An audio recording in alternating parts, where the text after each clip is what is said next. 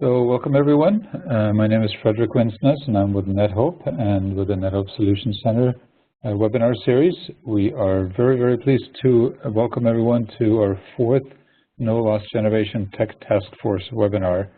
And today we're going to be covering higher education opportunities for refugee youth and adolescents with Kiron and Coursera. Before we get underway, I'm just going to go over our standard housekeeping rules. So please stay muted when you're not talking. There may be an opportunity towards the end of the session today to come off mute and ask some questions. But we do want to make this interactive, so please use the chat window to submit questions underway, and we'll be facilitating a question and answer session towards the end of the hour today.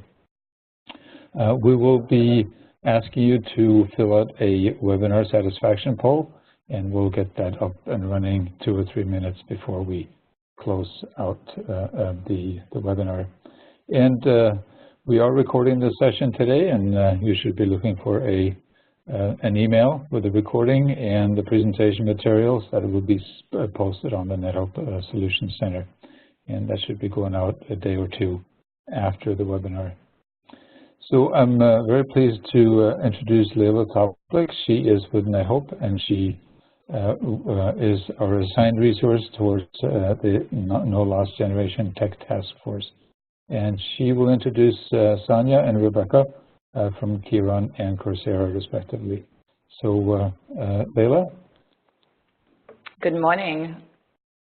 Here we go. Great. Thank you for joining us all this morning, as there are a number of new participants in the task force. I thought I would take a couple of minutes to provide a brief overview of the task force. So for those of you who are not familiar with the task force, it was set up 3 months ago by NetHope and No Lost Generation Initiative, specifically to facilitate collaboration both within the international development community and also between the NGO and private sector, with a focus on ICT-enabled programs for refugee children and youth. And membership is open to global and local NGOs, private sector companies, academic institutions, and host governments. Following the launch of the task force at the NLG EdTech Summit in Jordan in March, we've been hosting a series of webinars. As Frederick mentioned, this is our fourth webinar. And these webinars are really designed to highlight the programs and ICT-enabled solutions that support the needs of refugee and IDP children and youth, with the goal to provide new resources to all of you, to the task force members, such as access to skills training solutions, and also hopefully initiate new collaborations, both between the NGO community members and also with the private sector companies like Coursera. Programs and tools that are featured on the task force webinars are meant to be examples, not necessarily endorsed as official solutions by NLG. And then selection of webinar themes is based really on your needs and asks. You can always provide feedback via the task force poll. Link will be provided both in the chat window and also in the recap email. So this first phase of webinars is underway, and the focus is on the needs and asks shared at the NLG EdTech Summit, where we launched the task force earlier this spring, where the participants asked to learn more about ICT-enabled solutions for education, skills training, and also employment of refugee and IDP youth and adolescents. So on this slide, you see an overview of the webinars we've had to date, and recordings and recaps are available on the NLG Tech Task Force website. Just a preview of what's coming in June. June 20th is the World Refugee Day. No Lost Generation Initiative and NetHope are hosting a webinar to mark the World Refugee Day by engaging the NLG community, including NGOs and private sector companies, in really what we hope to be a conversation about the work of NLG, challenges that refugee youth and adolescents face, and opportunities for the broader community to work together to address them. All of you are invited to join us for this webinar.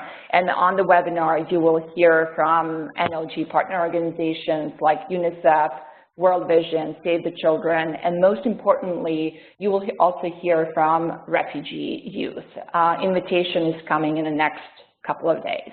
We hope to see you there.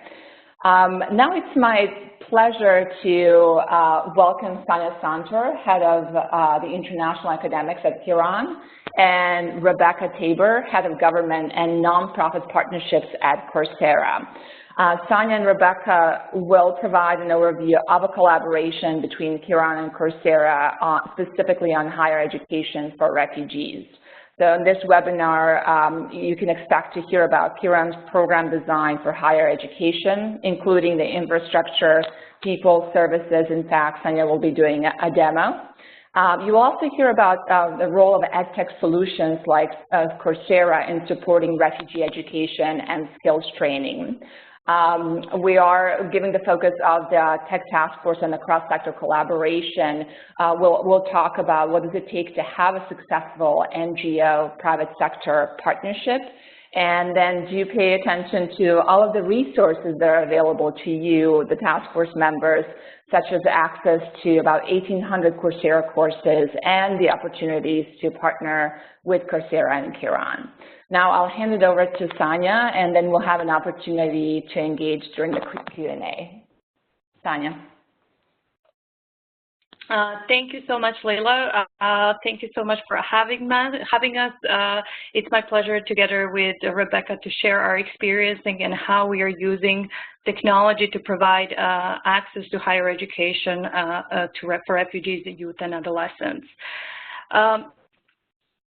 So I thought of beginning with the numbers that we are all well aware of the numbers. So there are 65.3 million displaced people worldwide, and less than 1% of them have access to higher education. So I would like to start actually by introducing you to Sajida. Sajida is our student with Kiron. She's studying mechanical engineering. However, her path was rather complicated. So she's 22 years old. She comes from Syria, and upon graduating from high school, she wanted to continue her studies. She wanted to pursue engineering degree at a university, Syrian university. However, due to Syrian conflict, she had to leave her country, and now she's living in Berlin. Sajida wanted to, of course, enroll to German university. However, to become a German student at the higher education level, students need to be proficient in the German language. Not only that, in many countries, there are further obstacles that prevent students from refugees worldwide from accessing higher education. So besides the language as being the main barrier preventing refugees from entering higher education, UNHCR identified further 3 challenges. The first one would be also costs associated with studying at the higher education level. Universities come with a certain tuition costs. Furthermore, there are legal obstacles, particularly in certain countries, while refugees are still with unclear legal status, even as asylum seekers are unable to enroll into higher education institutions. And also, of course, there is the college capacity issue. Most of the universities operate with limited college capacity, which means that they're unable to cope with increased demand, especially the demand that was generated due to the refugee crisis that particularly hit Europe in recent years. So Kiron has started to address this challenge. We are an EdTech startup, and we have a vision and a mission to enable access to higher education and successful learning for refugees through digital solutions. We have started in 2015 as a small volunteer, basically, organization, and we grew significantly. Today we have 70 employees, but still very strong network, over 400 volunteers worldwide supporting our activities. We are active in 4 countries, in Germany, France, Turkey, and Jordan, but that is not to say that we are only accepting students that are currently residing in these 4 countries, but that this is rather to say that in these 4 countries we are building partnership with the academic institutions, and we have built a network of 41 academic partner universities which are spanning across 8 different countries. Kiron, so how to showcase what Kiron is all about. I think it's best to showcase it through students' journey. So how students are experiencing Kiron. So students anywhere from around the world are able to enroll to Kiron.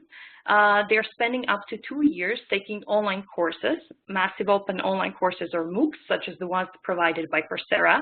And after 2 years spending with us, they're applying and transferring to a partner university where they're able to graduate with an accredited university degree. Students are able to choose one of the 5 study tracks that we are offering to them: business and economics, computer science, mechanical engineering, social work, and political science. And what is also, I believe, very innovative about our model is that we are not only combining offline and online part, meaning online part while students are with Kiron and then transferring to the partner university, but we are also trying to complement the learning that students have with us. So we are trying to accompany MOOCs that students are taking with us with also with synchronous live tutorials. To go a little bit more into details and why we believe these are very important. So we call them direct academics program. The direct academics program are basically courses, live courses, where volunteer lecturers meet with students in a, let's say, virtual classroom environment, and they're basically covering the learning outcomes, learning content related to the MOOCs itself or modules that students are taking. We have started started piloting this project, this program in December of 2015, and we have a now full rollout in 2017 with a new student cohort. Like I said, the DA courses and tutorials complement our modules and our MOOCs, so they are really tightly connected to the learning outcomes and the learning content that students are already taking with the MOOCs themselves. What is the exciting part about this direct academics program is also the fact that we are collaborating with volunteering lecturers all around the world. So with the PhD students, professors, lecturers already working in the university system who are wanting to dedicate their time and volunteer their time in helping refugees to be successful in their learning and to get successful into accessing higher education. What it makes also very important, what Kiron makes very important, is also the ecosystem that we have built for our students. So it's not only about the curriculum, which is very important in the academic part of it, but we also believe that creation of an ecosystem is an important part of successful learning to our students.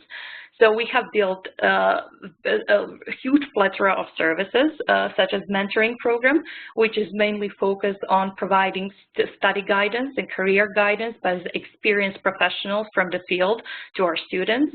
Then we have buddy program, which is more connected in kind of connecting our students with the non-refugee students themselves and help them with social cultural adaptation in the new host countries.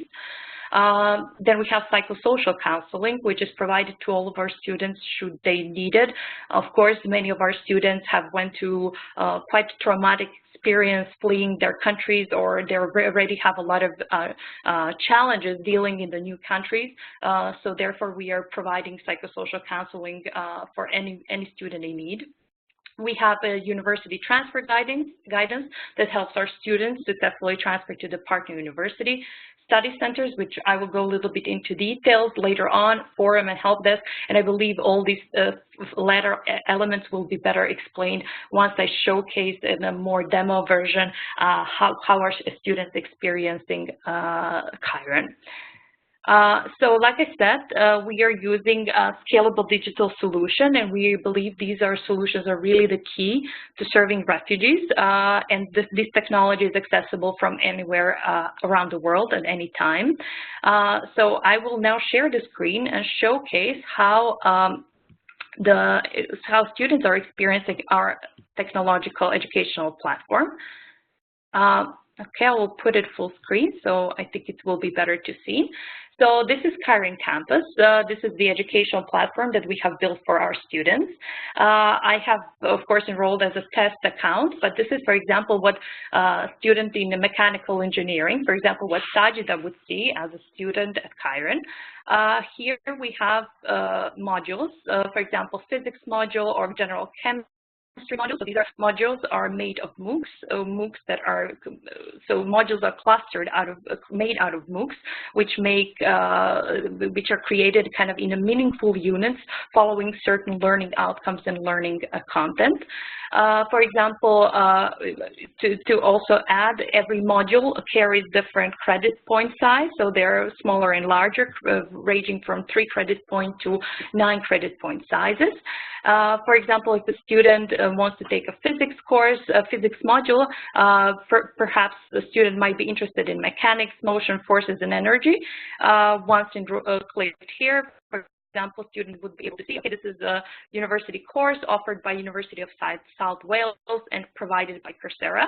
And here the students would be basically transferred to the Coursera course and begin their learning on Coursera. Now, going back to the platform, students will be able to see the courses. Oops, sorry. Just give me 1 second. Okay, we're back. So here students would be able to see the courses they're taking, currently the courses that are in progress, the overall study planner. I want to show you in the center of the visual, you can see the next course that we are recommending for our students, depending, of course, on the study track the students are taking.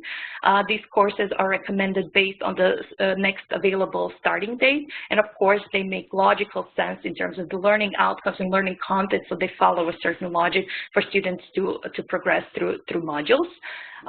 Here, students are able to see the completed courses, and of course, we offer also prep courses. These courses are offered to all of our students who feel unprepared to take already the core curriculum. In the prep courses, we offer a variety of courses from a more general one like academic study skills or studying online through very specific prep courses and modules connected to certain study discipline or study track. For example, mathematics would be very relevant for students studying in mechanical engineering. Here, students also have, through Kiron Campus, access to all of the services. So we have here Forum. Forum is a place we strongly believe that as our students are basically studying online, creation of online community is extremely important. Therefore, we are trying to boost the connectivity and we're trying to boost the connection between our students and create online community through Kiron Forum. This is where students can really exchange on various topics, whether it's language school, specific courses, specific modules, or perhaps students who are enrolled in mechanical engineering would be also able to tap into specific materials connected to the learning that they're having. Also here, students have access to all the plethora of Kiron services. I already mentioned some of them. Language school is also a very important one. Like I said, many students have difficulties enrolling to the university themselves, the physical universities, so therefore they're approaching us, they're approaching Kiron. Kiron offers language courses in English language, German language, and French language. French is particularly, of course, popular among our students in France. So therefore, we are absolutely focusing on providing students with the right English and German as well as French language skills so they can successfully transfer to the partner university and finally graduate with an accredited university degree. What is also very important is here students have access to frequently asked questions. So they're basically directly connected to the help desk or even access our knowledge base where they're able to find any kind of information that would facilitate their learning. So this is kind of a crash course in Kiron Campus. It's much more there are many more things to share, but due to the time limitations, this is what I wanted to show. So students are able to access Kiron Campus both on desktop and also on their mobile phone. I mentioned here that study centers also play a very important role, and these study centers are online spaces. These are physical spaces where students are able to meet and learn. We provide our students with access to internet connection, hardware, or computer, and this is really a quiet space for studying. We have created a network of several study centers across Germany, mostly, but we are planning to expand the network of study centers across all of the countries that we are currently active in. Of course, the offline community, as I said, we are determined to creating strong online community, but offline community is extremely important for our students as well. So besides offline study centers, we also organize study weekends where we meet with our students, particularly with students who enrolled in a specific study tracks, where they're able to also interact over a fun weekend. A little bit about the statistics and what is the status so far. We have been, since 2015, really been able to generate and build a vibrant international community. There are more than 2,300 students enrolled currently at Kiron. In terms of countries of origin, predominantly students come from Syria, 47%, but we have also students from Afghanistan, Somalia, Pakistan, but basically spanning from 18 different countries. Most of our students currently live in Germany, almost half of them, but we still have a very vibrant community in Indonesia, Turkey, and France. Of course, in other countries as well, but I would highlight here Indonesia as a very peculiar case, as we have never done any active recruitment activities in Indonesia, but have noticed that we have a very strong and active student community there. In terms of the chosen study tracks, business and economics and computer science are the most popular ones. And in terms of the gender representation, predominantly we have male students, and unfortunately only 16% of female students. This is, on the one hand side, definitely representing the demographics of students, of refugees actually coming to Europe in the recent refugee waves. However, we are also planning actively on recruiting more female students and sharing the opportunities among female population about what Kiron can offer, what Kiron offers, and what Kiron can provide for them. In terms of the first success stories, I would like to share with you a success story of Ahmed Mobayed, who is one of our students. He's one of the highest performing students. He completed 23 MOOCs in 6 months. If any of you have tried to take a MOOC, I have, definitely I'm admiring this undertaking of 23 MOOCs in 6 months. It's a serious success. So we have identified Ahmed as one of the high achievers, and we put him on the fast track transfer, which means that Ahmed was able to transfer only after 2 semesters spending with Kiron, and got 30 credit points recognized. So basically, courses that Ahmed took with us were recognized by the transferring university, which is Bard College from Berlin, in Berlin, and this is where Ahmed is now a full-time student at doing his bachelor degree at Bard College, Berlin. In terms of challenges, I have selected kind of 3 main challenges, and I believe these challenges are the most critical one and the most important one that the Kiron is currently dealing with. The first one is raising awareness and reaching out to the target group effectively. As you have noticed, we have predominantly students in Germany, but we would, of course, the need is not only in Germany, not only in Europe, but in the rest of the world. So for us, the challenge is to really develop and have an effective recruitment strategy, which would globally make a difference. We also, as mentioned, want to attract as many female students to Kiron. 16% is really not something that we are pleased with, and we are actively working on pursuing ways of organizing summer schools that we have coming up as well to boost the numbers of female students and to keep the motivation high. The second challenge, I would say, is the obtaining tech investment to increase overall scalability. What does that mean? Basically, we would like to, for example, our students, whether they are logging in from Indonesia or Germany, they have exactly the same user experience of our platform, of Kiron Campus. And we would, of course, like to change that. We would like to have different languages offered for the students depending on the location where they're currently situated. And we would also like to offer adapt curriculum as well as the student support offering, which of course naturally varies from country to country. We find this challenge number 2 in terms of increasing overall scalability extremely important, especially when we're thinking about reaching other countries around the world in the need of services we are providing. And finally, the challenge would be MOOC translation in Arabic.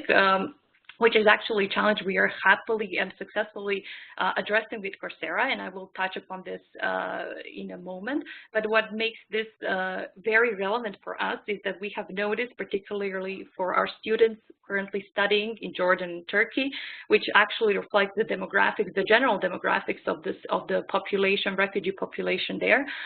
Students have struggled with English language, which makes the learning quite difficult for them. And although we provide English language courses, it kind of defeats the purpose if the students are unable to progress through the courses. Therefore, we are working with Coursera, for example, on getting a certain number of courses translated in Arabic, so we can have the facilitation of the learning and basically adaptation to Kiron curriculum happening much faster. Really, what makes it very important that this worldwide network of supporters makes Kiron idea possible.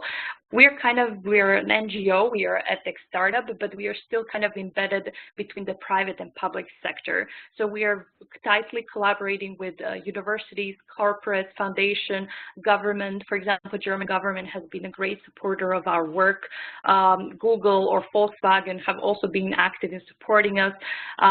Universities, which I haven't been able to squeeze them all in, as we have 41 partner universities across 8 countries. These are all partner universities that have agreed to exploring jointly the ways that we can get students eventually transferred to their universities. And of course, what plays very important role are the Mooc providers, the ones that provide the content with which students are learning. And the one that I have to highlight is really Coursera. With Coursera, we have partnered through Coursera for Refugees program. We have, I believe, this partner last year in August, and what makes this partnership pretty special is that we have been able to have an access to all Coursera courses and all verified certificates for free for all Kiron students. That is a huge boost to motivation for our students studying with Kiron. What makes this partnership also special is that for the first time we are able to get learners analytics. So we are able to track our students through daily reports or through the dashboard that we have access to, so we know exactly how each individual student is progressing through a specific course. This allows us not only to know how individual students are progressing, but also allows customization of our services and customization of our curriculum. For example, if we notice that a certain course is creating more difficulties for our students, perhaps there is a space for creating direct academics tutorial that will complement MOOCs and facilitate the learning and yield probably higher success rates. And also what makes this partnership very special is the fact that we're collaborating on translation of Coursera courses in Arabic. In the upcoming summer, we are jointly preparing a summer school with GIZ in Jordan, and for that purpose, we are having a set of entrepreneurship courses specifically designed in Arabic and offered to our Jordanian population. But I will now hand over to Rebecca because she's really the one right person to share more information about refugees.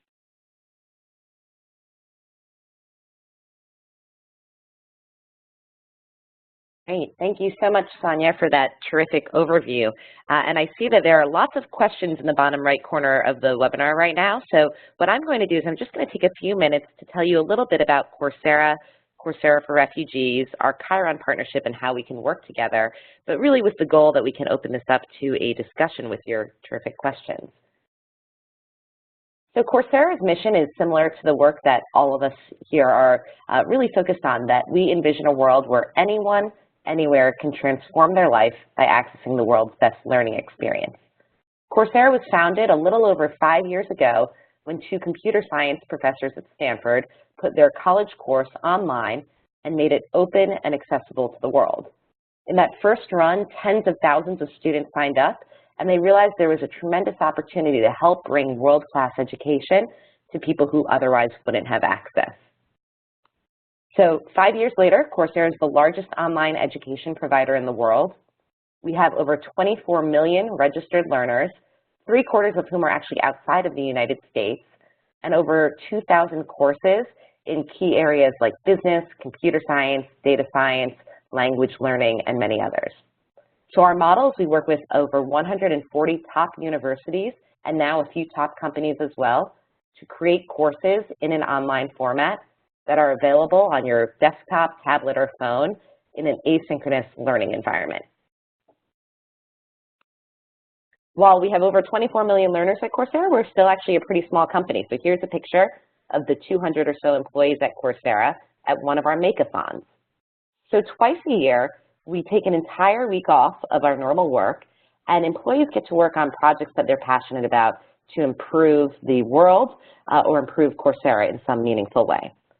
In October 2015, when we had our Makeathon, a picture of which you see here, a group of us employees got together and said, what can we do working together to make a difference in the refugee crisis?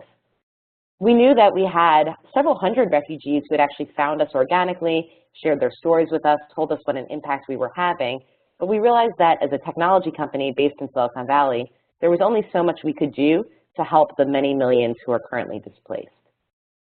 So what we did is we turned to our partner, the State Department, coming out of that Makeathon where we thought about how we could make an impact, and we asked them, what is the best way for a company like Coursera to impact this crisis?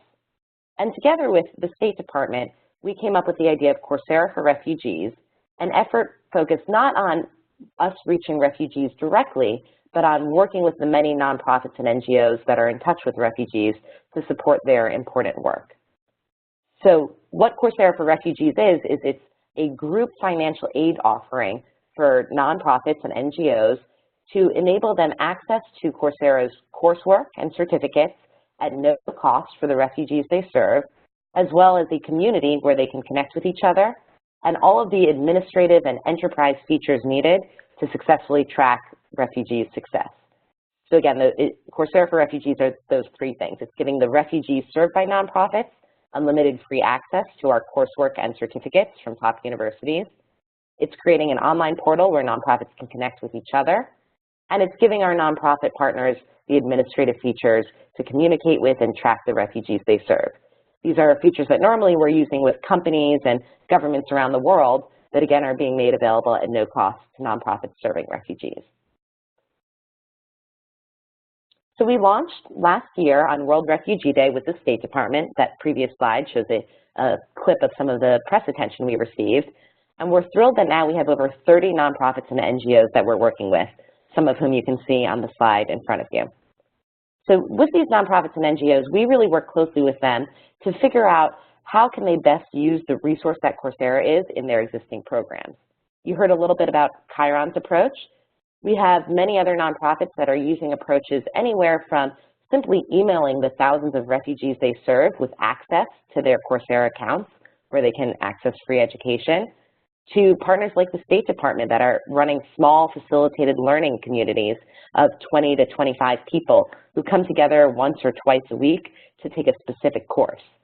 So again, we see partners like Kiron that have these academic programs using Coursera, partners like the State Department that are in person taking courses together, maybe in refugee camps, and then partners like Save the Children and UNHCR that are really sharing this more broadly as a resource for people to take advantage of online. The first refugees started learning in September, and since then we're thrilled that we have over 5,000 course enrollments from over 2,000 refugees and over 1,200 course completions to date. So in total, we actually have close to 30,000 learning hours that have happened in over 800 unique courses. And again, we see that the way this learning happens really differs depending on who our partner is. So sometimes it's happening in person in a refugee camp, sometimes it's happening on a mobile device, sometimes with a blended learning community. The top home countries for the refugees we're reaching are Syria, Afghanistan, Iraq, and Somalia. And Arabic is the most widely spoken language, but we do see a full range. Most popular courses tend to be in language learning, programming, business, and core academic skills. And they're coming from our top university partners like University of California and Michigan, Johns Hopkins, and Georgia Institute of Technology. So again, we're really thrilled that we feel through our nonprofit and NGO partners, we're able to reach communities of refugees who otherwise would never have known about Coursera as a resource and who likely would not have had the financial resources or support to navigate it themselves. So I want to close with a quick story on one of our learners that we've partnered with to reach, through our partnership with Kiron, we've been able to reach. So Hadi is a 22-year-old Syrian refugee who's living in Turkey, and he's currently working on projects that teach nonviolent communication to other young refugees. He found out about Coursera through our Kiron partnership and has completed 3 courses already, which you can see on the slide. Budgeting and Scheduling from the University of California in Irvine, Basic Statistics from the University of Amsterdam, and Psychological First Aid from Johns Hopkins University. And when we spoke to Hadi, he shared a great quote. He said that every day he's learning and integrating his work on the ground with his Coursera courses. He said, quote, "Coursera is part of my daily life. I believe that he who stops reading and learning stops growing, and learning with Coursera has helped me as a refugee to be engaged in the new community I'm in. It's enabled me, by learning, to be an active citizen wherever I may be." So we're thrilled with Hadi's progress so far, and what we loved is when we asked him what his next course on Coursera would be, he said he's preparing to take the course, How to Change the World. So again, very excited to hear your questions. I'm happy to actually walk through, with anyone who'd be interested, a demo of what Coursera looks like and how you access our courses, but for the sake of today, wanted to give that quick overview. The exciting thing is we're still accepting nonprofit and NGO partners. So anyone can sign up at refugees.coursera.org, complete a really brief, less than 5-minute application, and we'll be in touch to onboard you as to how you can use this resource with the refugees you serve. And very quickly, since I already see some questions coming in here on the right, I want to share that we'd love to talk about our offline learning capabilities. It's something we've really invested in at Coursera in terms of making it so that you really only need 2 access points to Wi-Fi in order to take a course.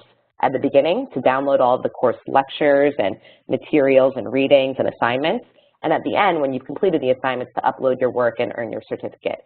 So this is actually brand new at Coursera, that we've really increased our offline learning capabilities, even though, again, this is an online education platform.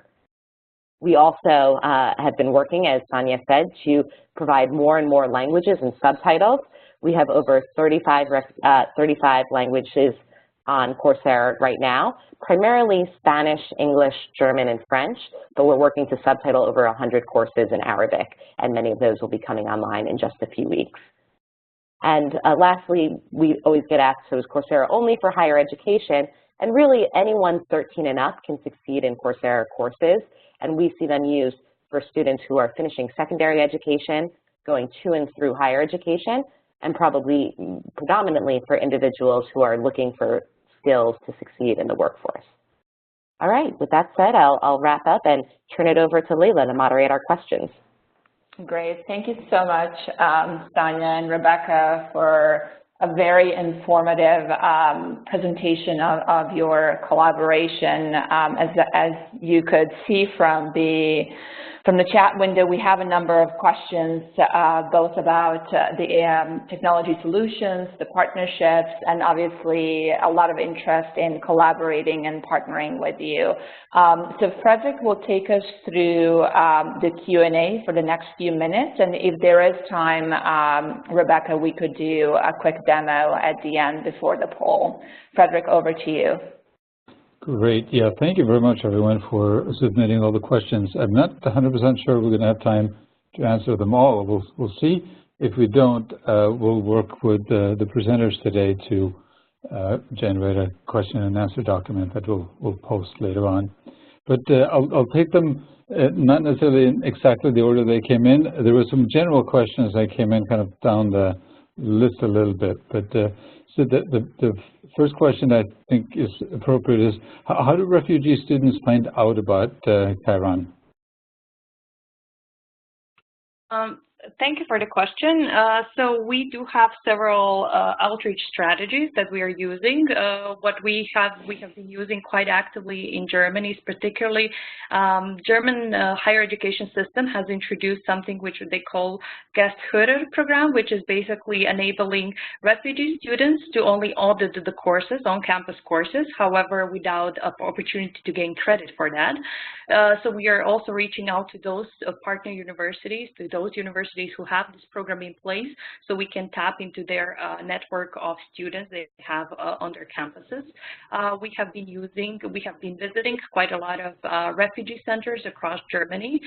We use a network of our social media. We have noticed that many of our refugees are our students are very tech savvy, using mobile devices for communication. Email seems to be outdated form of communication among our students, so quite a significant reliance on social media also helps to spread the news out about the enrollments to Kiron and about what we are offering to our students. Excellent. Sounds like a multi-pronged approach. There were some questions that I think you actually addressed, but I'm going to start from the top and maybe we can make them go pretty quick. The first question that actually came in was, can you give examples of what strategic relationships Kiron has with formal academic institutions? Absolutely. So what makes academic institutions, when I'm talking about academic institutions, I'm talking about higher education institutions, so universities. What we are aiming to do is basically get students transferred from Kiron to partner universities and have them successfully been able to graduate from the partner universities with an accredited university degree. Like I said, we have a network of 41 partner universities across 8 countries.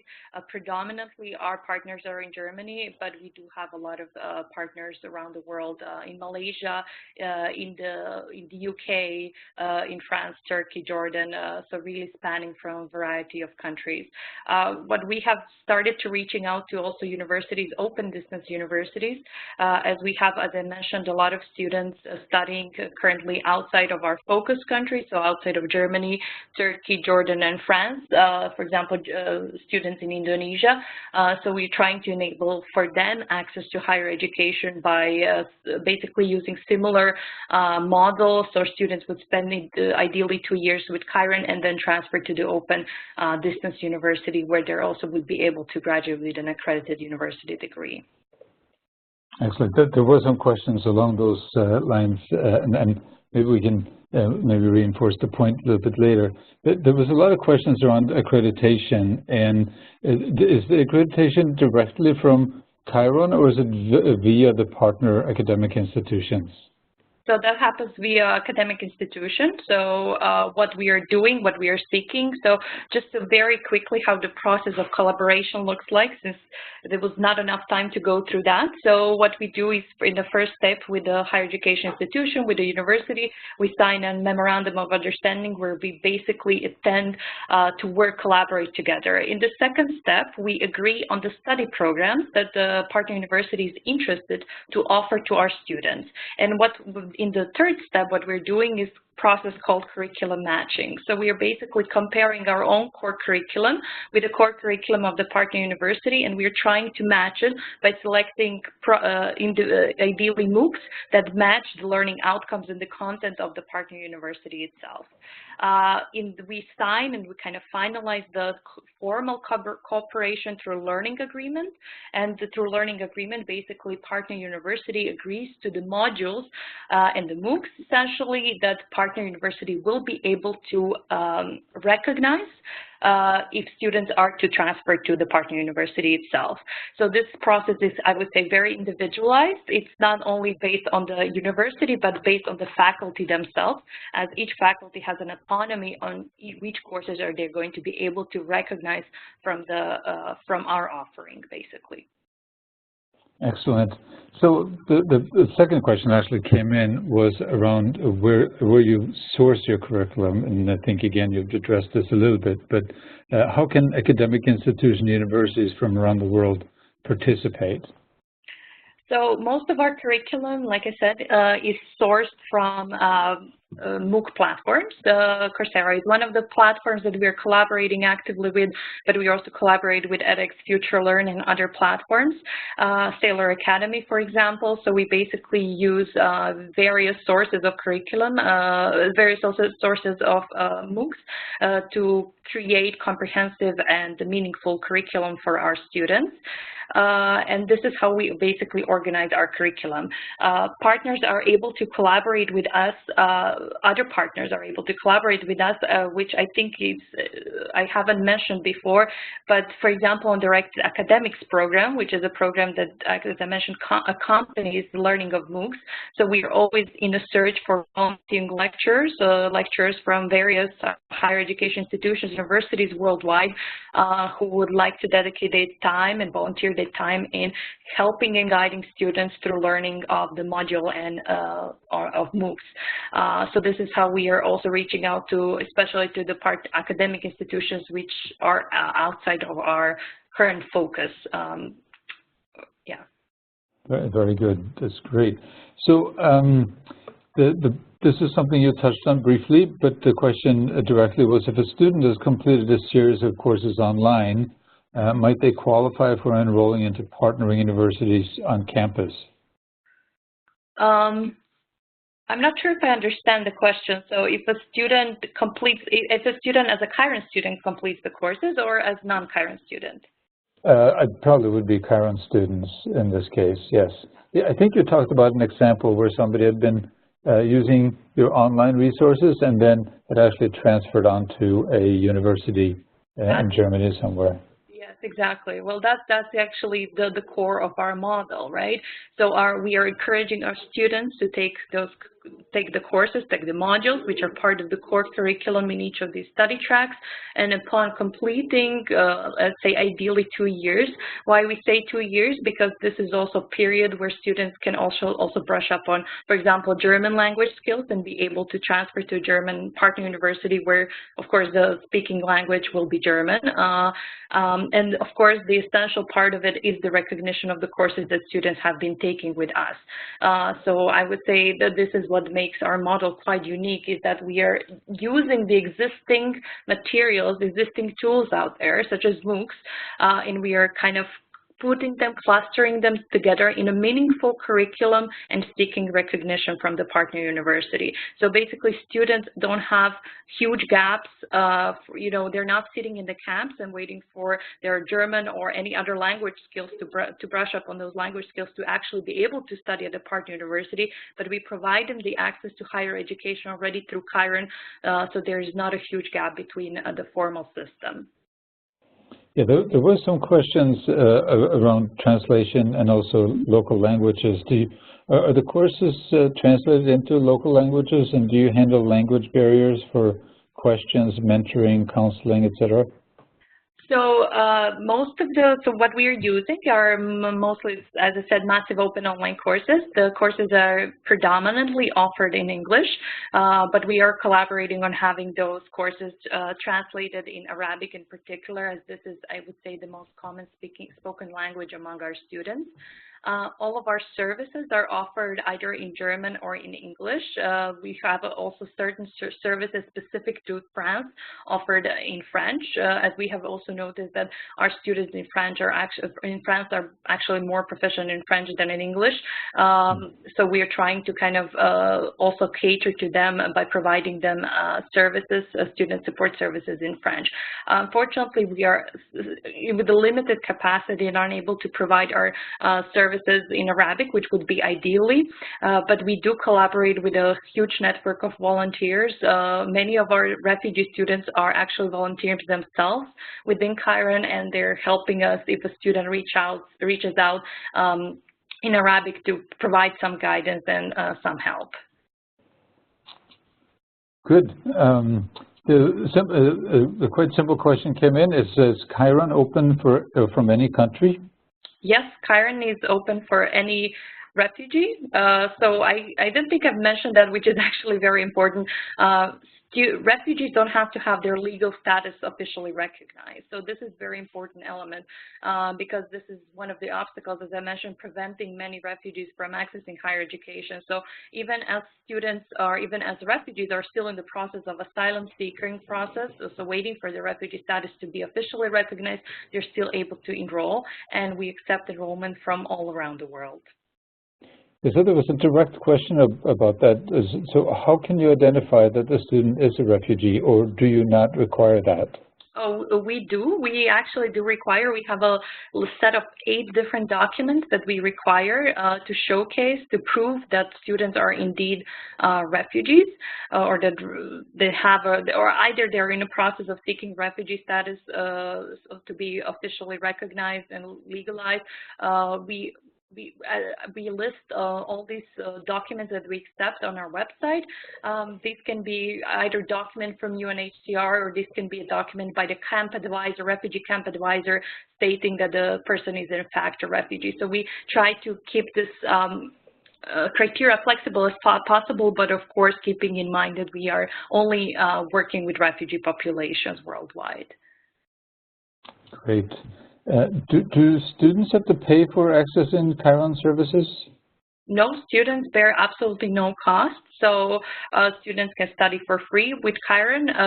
All of the expenses are, what we're trying to do, of course, is create collaborations as we have with Coursera and other platforms to ensure that students have also free access to all of the verified certificates. But no, absolutely, students can study with Kiron for free. That's absolutely wonderful. Thank you very much for such fantastic service. What is the Kiron's enrollment capacity? Can you accommodate any number of students? Well, ideally that would be the case, because we are actually operating, as I said, we are a digital platform. Platform is open to anybody, and we could theoretically be open to the unlimited number of students. However, we do have certain costs associated with every student. So we have calculated for each student enrolled with Kiron. If a student is to be taking language courses, approximate amount is around 3,500 euros, which would be in total expenses that we endure as an organization per student enrolled at Kiron during these two years that students spend with us. Or if students do not take language courses, that would be around 3,000 euros. So ideally, yes, in ideal world where money wouldn't be issue, we would have unlimited capacities because the educational platform indeed provides for unlimited capacities. However, we endure expenses associated with every student. Great. I'm going to jump down and ask a couple of questions for Rebecca as well. It seems like most of the questions actually did come in from you, but Rebecca, how would NGOs engage with Coursera, and what does it take to have a successful NGO private sector partnership on programs supporting refugees? Great, thank you. So I think it's helpful that we've had that slide up there in the background. So to join this effort, as I mentioned earlier, all that needs to be done is completing a simple application at refugees.coursera.org. So that's the basics of getting into the partnership. And then more importantly, I think what we've learned through this effort is that key to success is the support that we provide. So we have someone on our team who is a dedicated point person, who is available, gives 24-hour responses to any questions folks have, schedules regular calls with our strategic partners to help them be successful, and again, really tries to share and push out resources across the community of Coursera for Refugees partners that may be of interest. So things like when we're getting new languages, when we have new offline capabilities, things of that nature. So we asked about accreditation for Kiron earlier. Are the Coursera courses accredited by the partner universities, or how does that work? So the courses are created by the partner universities, and when you complete them, you earn a certificate that's co-branded between Coursera and the partner university. That said, they are not credit-bearing and not currently aligned to those universities' degree programs in general. We do have a few exceptions to that. So where an NGO partner might be very interested in credit-bearing courses, we can help direct them to those several dozen or so courses within our catalog, but the vast majority are in fact more focused on that non-credit-bearing but certificate path. Excellent. We do have a couple more minutes here, but while we're finishing up, what I'm going to do is to activate the webinar satisfaction poll. So please jump in there and answer the questions right in the WebEx window here.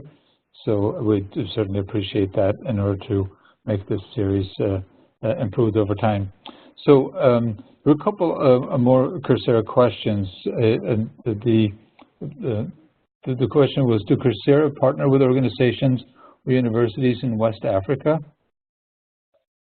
So we do have a number of nonprofit partners who are in West Africa, actually all over the continent.